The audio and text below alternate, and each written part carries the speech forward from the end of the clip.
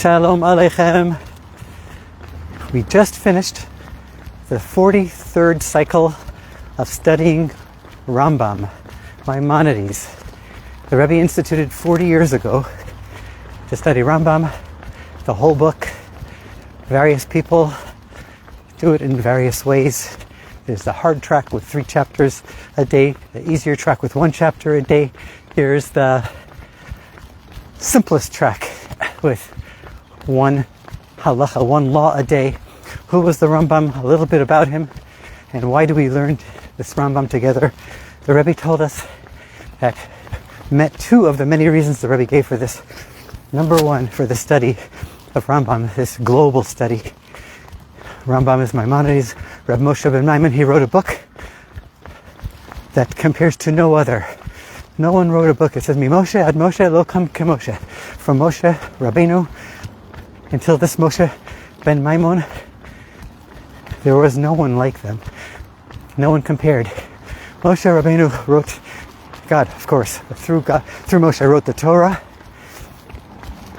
Moshe ben Maimon, Maimonides, the Rambam, he wrote his book, and in his introduction he says, you need to learn no other book besides for Moshe's Torah and his book. We call it the Rambam, otherwise known as Yad HaChazaka, the strong hand. The Rebbe said that every Jew is meant to study the whole Torah. Kol HaTorah Kula, all the laws of the Torah. In the olden days, people would spend their lives studying the Mishnah and the Talmud, trying to cover it all in order to get all the laws in so they can come to heaven with a big suitcase. But today we still study Torah and the Mishnah and the Talmud, but the only book that contains every law that's accessible to everyone is the Rambam. And Chabad.org, you have many tracks with translations and audio and video. I urge you to join the bandwagon. We just started yesterday, the 44th cycle of Rambam. Get on the train with us. A little bit about the Rambam. The Rebbe also said that this is one way to unite all the Jewish people. If every Jew in the world will learn a little bit of Rambam every day, that's a very special way to unite the Jewish people. A little bit about the Rambam himself. He was a great scholar, as we know. He's also a philosopher. His books were translated into many languages. He wrote The Guide for the Perplexed in those days. And he also wrote books on medicine that were used and translated into Latin and used in the universities of old in Europe. The Rambam personal life was tragic. He had tragedies. He had to move from place to place when Jews were driven out, although he himself was the doctor, the personal doctor, the physician to the Sultan.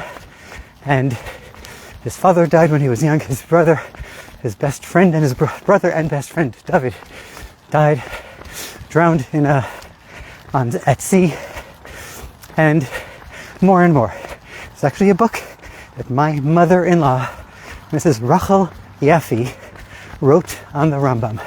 I'll try to it's a children's book, but it has a lot of beautiful information in there. I'll try to put the note in the link.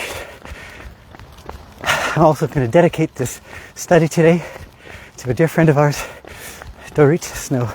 Her father passed away a few weeks ago, and this study is dedicated in his memory. His name is Yehuda ben Shlomo and Chana. Zichrono livracha. His memory should be a blessing and bring blessing down to all your family. Dorit comes to my weekly Monday night Hasidus class together with her husband and other relatives, and I invite you all to join too. It's a Zoom class, so you can join it. Very quickly, a wild story I grew up with about the Rambam. Once, one of his very, very close friends comes knocking at his door because he had an illness in his eyes. And he knocks on the door, the Rambam opens, he looks at him, and he slams. He doesn't let him in, he slams the door on him, and when he tries to come back again and again, the Rambam tells the servants, send him to the barn, send him to where the animal, and they do. And this great scholarly friend of the Rambam doesn't know what he did wrong. Why won't the Rambam see him? And he cries bitter tears all night long, crying and crying and crying. In the morning, the Rambam opens up the door to the barn, and he welcomes him and hugs him with such warmth. He says, "What's going on here? Are you schizophrenic? What's happening?" And he says, "I saw your eyes needed healing, and the only cure are your tears. I needed to make you cry." That's the rudeness of the Rambam, a beautiful, holy rudeness. Moving on a little bit about the study itself, the Rebbe says that the Rambam is a study for everyone, and he gives some examples. He says, first of all, the first halacha, first law in the Rambam is Yesod HaYesodos V'Amud HaChachmos Leidah Sheyesh HaMatzah Rishon. It is the foundation of everything and the pillar of wisdom to know that there is the one first cause of all causes that makes everything happen. The Rebbe says, in order to really understand this, you need to meditate on God, and the study for that is Chassidus.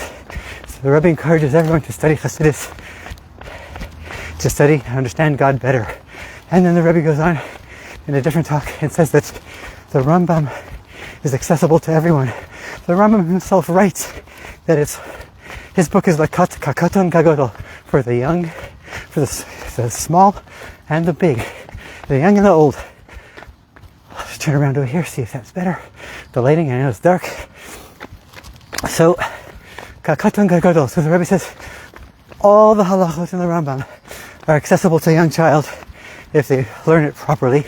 And he gives an example of the first and the last. Beautiful example. He says the first halacha, first law, is to know that God takes care of everything. God makes everything happen. The Rebbe says a child, even a 4-year-old child, knows that. He knows that from his own self. He doesn't believe it. He knows it. It's in his seichel, in his intellect. He says, I know my parents take care of me. Who takes care of them? They tell me God takes care of them. I know it's true. End of story. The Rebbe encourages us also very often to plug into the child within. Just like a child knows that his parents take care of him, and that God takes care of his parents, and therefore takes care of him too, and helps his parents take care of him, so too we should tap into that pure knowledge, not just faith. And then the Rebbe goes on, says that the last law of the Rambam is that when Mashiach comes, will be the world will be filled with the knowledge of God, like the waters cover the sea. The Rebbe says that even a young child understands that just like he's sometimes consumed with his love and appreciation for his parents, so too the world will be consumed with their love and appreciation for God Almighty. The Rebbe said in the times of Mashiach, it says, Evan Mikir Tizak, and more. It says that the stones themselves will exude godliness, so much so that if a person walks on the stone and doesn't necessarily think a word of Torah, the stone will cry out and say, why are you better than me? Why are you walking on me?